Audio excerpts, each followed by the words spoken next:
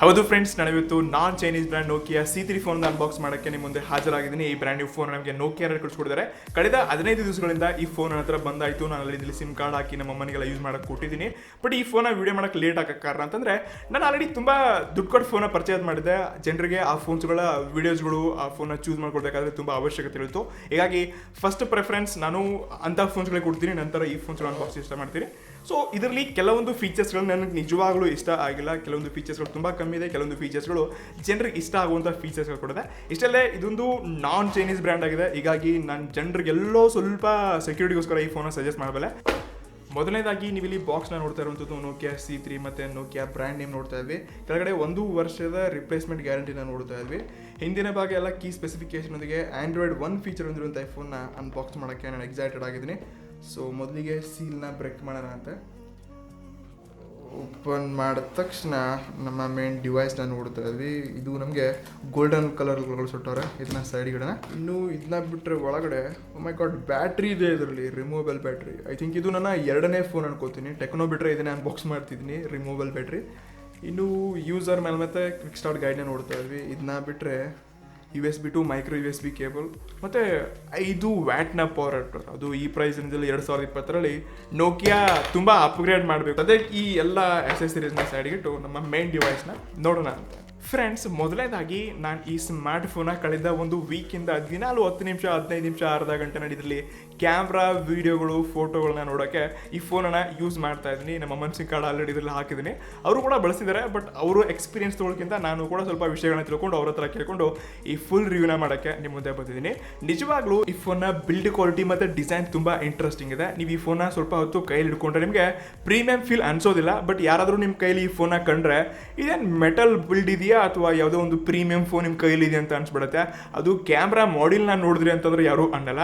But ಖಂಡಿತ ಇದು ಕೈಯಲ್ಲಿ ತುಂಬ ಕಂಫರ್ಟೇಬಲ್ ಇದೆ, ಲೈಟ್ ವೇಟ್ ಕೂಡ ಇದೆ. ಮತ್ತು ಸೈಜಲ್ಲಿ ಡಿಸ್ಪ್ಲೇ ಅಗಲ ಜಾಸ್ತಿ ಇದೆ ಅಂತ ಹೇಳ್ಕೋಬೋದು. ಮುಂದಿನ ಭಾಗ 5.99 ಇಂಚಸ್ ಇರುವಂಥ HD+ ಪ್ಯಾನಲ್ ಕೊಡ್ತಿದ್ದಾರೆ. ಈ ಪ್ರೈಸ್ನಲ್ಲಿ ತುಂಬ ಫೋನ್ಸ್ಗಳು ಆಲ್ರೆಡಿ ತುಂಬ ಫುಲ್ HD+ ಒಂದಿಗೆ ಎಷ್ಟೋ ಮಚ್ ಬೆಟರ್ ಡಿಸ್ಪ್ಲೇಗಳನ್ನ ಕೊಡ್ತಿದ್ದಾರೆ. ಬಟ್ ಇಲ್ಲಿ ಬ್ರೈಟ್ನೆಸ್ ಕಮ್ಮಿ ಇದೆ. ನೀವು ಹೊರಗಡೆ ವಿಡಿಯೋಗಳನ್ನ ನೋಡಬೇಕಾದ್ರೆ ಸ್ವಲ್ಪ ಕಷ್ಟ ಆಗುತ್ತೆ. ಬಟ್ ಇಲ್ಲಿ ಯಾವುದೇ ನಾಚ್ ಆಗಿಲ್ಲ ಮತ್ತು ತುಂಬ ದೊಡ್ಡದಾಗಿರುವಂಥ ಚಿನ್ನ ನೋಡ್ತಾ ಇದ್ವಿ. ಇಲ್ಲಿ ಗೊರಿಲ್ಲಾ ಗ್ಲಾಸ್ ಯಾವ ಪ್ರೊಟೆಕ್ಷನ್ ಕೊಡ್ತಿದ್ದಾರೆ ಅದು ಕೂಡ ಮೆನ್ಷನ್ ಮಾಡಿಲ್ಲ. ಡಿಸ್ಪ್ಲೇನಲ್ಲಿ ನಾನು ತುಂಬ ಡಿಸಪಾಯಿಂಟ್ಮೆಂಟ್ ಇದ್ದೀನಿ ಈ ಫೋನ ಜೊತೆಗೆ. ಬಟ್ ಇರುವಂಥ ಬಿಲ್ಡ್ ಕ್ವಾಲಿಟಿ ಮತ್ತು ಡಿಸೈನ್ ತುಂಬ ಚೆನ್ನಾಗಿದೆ. ಹಿಂದಿನ ಭಾಗ 8 ಮೆಗಾ ಪಿಕ್ಸೆಲ್ನ ರಿಯರ್ ಕ್ಯಾಮ್ರಾ, ಅದು ಸಿಂಗಲ್ ರಿಯರ್ ಕ್ಯಾಮ್ರಾ ಕೊಡ್ತಿದ್ದಾರೆ. ಈ ಪ್ರೈಸಲ್ಲಿ ತುಂಬ ಫೋನ್ಸ್ಗಳು ಇದಕ್ಕಿಂತ ಎಷ್ಟೋ ಮಚ್ ಬೆಟರ್ ಕ್ವಾಲಿಟಿ ಕ್ಯಾಮ್ರಾಗಳನ್ನ ಕೊಡುತ್ತೆ. ಈ ಫೋಟೋ ಸ್ಯಾಂಪಲ್ಸ್ಗಳನ್ನ ನೀವು ಇಲ್ಲಿ ನೋಡ್ಕೋಬೋದು.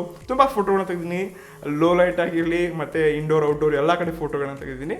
ಇಲ್ಲಿ 8 ಮೆಗಾ ಪಿಕ್ಸೆಲ್ ತುಂಬ ಚೆನ್ನಾಗಿ ಕೆಲಸ ಮಾಡುತ್ತೆ. ಇವರು ಇಮೇಜ್ ಪ್ರೊಸೆಸಿಂಗ್ ಏನಿದೆ ಇದು ಕೂಡ ತುಂಬ ಚೆನ್ನಾಗಿದೆ.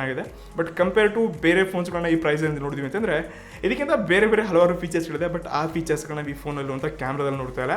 ಇನ್ನು ಮುಂದಿನ ಭಾಗ 5 ಮೆಗಾ ಪಿಕ್ಸೆಲ್ನ ಸೆಲ್ಫಿ ಶೂಟರ್ ಇದೆ. ಇಲ್ಲಿ ಕೂಡ ಡೀಸೆಂಟ್ ಆಗಿದೆ, ಫೋಟೋಗಳನ್ನ ನೀವು ಇಲ್ಲಿ ನೋಡ್ಕೋಬೋದು.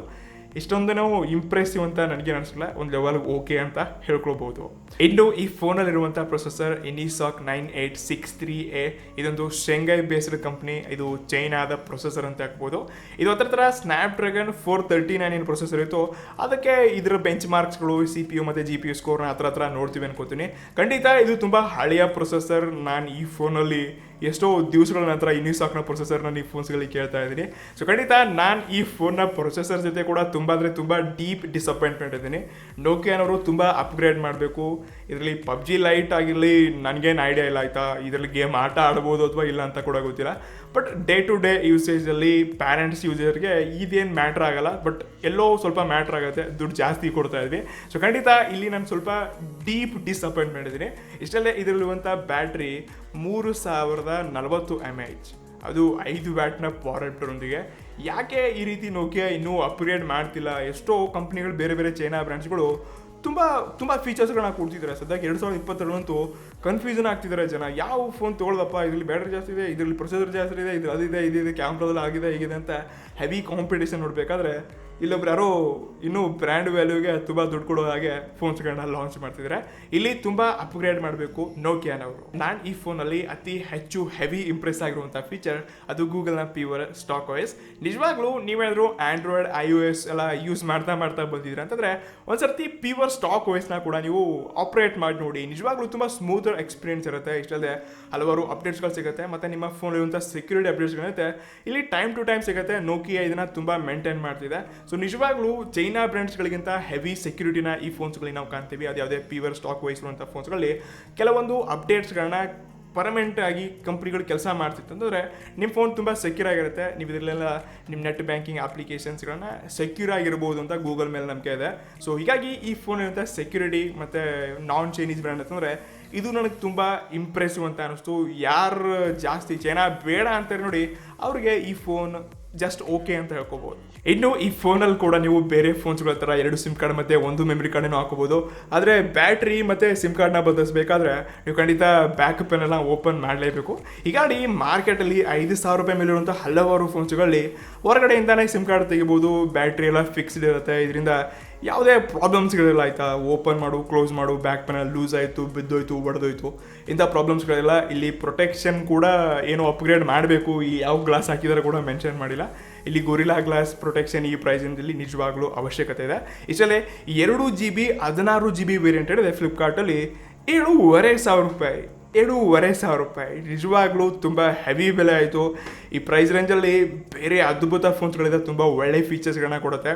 ಬಟ್ ಖಂಡಿತ ನಾನು ಈ ಫೋನನ್ನು ಯಾರು ಹೆವಿ ದೇಶಭಕ್ತಿ ಮತ್ತು ನನಗೆ ಚೈನಾ ಬೇಡವೇ ದೇಶದ್ರೋಹಿಗಳ ಫೋನ್ಸ್ಗಳು ಬೇಡ ಅಂತೀರಾ ಅಂಥವ್ರಿಗೆ ನಾನು ಈ ನೋಕಿಯಾ ಫೋನ ಸಜೆಸ್ಟ್ ಮಾಡೋಕ್ಕೆ ಇಷ್ಟಪಡ್ತೀನಿ.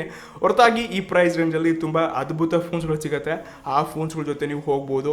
ಅದು ರಿಯಲ್ಮಿ C2 C3 ತುಂಬ ಫೋನ್ಸ್ಗಳಿದೆ. ಅಲ್ಲಿ ಬೆಸ್ಟ್ ಆಪ್ಷನ್ಸ್ ಮತ್ತು ಬೆಸ್ಟ್ ಕ್ಯಾಮ್ರಾ ಇದೆ. ಸೊ ಅಲ್ಲಿ ಕೂಡ ಆ ಫೋನ್ಸ್ಗಳ ಹತ್ರ ನೀವು ನೋಡ್ಕೋಬೋದು. ಸಿಗೋಣ ಅಂತೆ ಮತ್ತೆ ನಮ್ಮ ಮುಂದಿನ ವಿಡಿಯೋಗಳಲ್ಲಿ. ಅಲ್ಲಿ ಒಟ್ಟಿಗೆ guys, C the next one. ನಮಸ್ಕಾರ.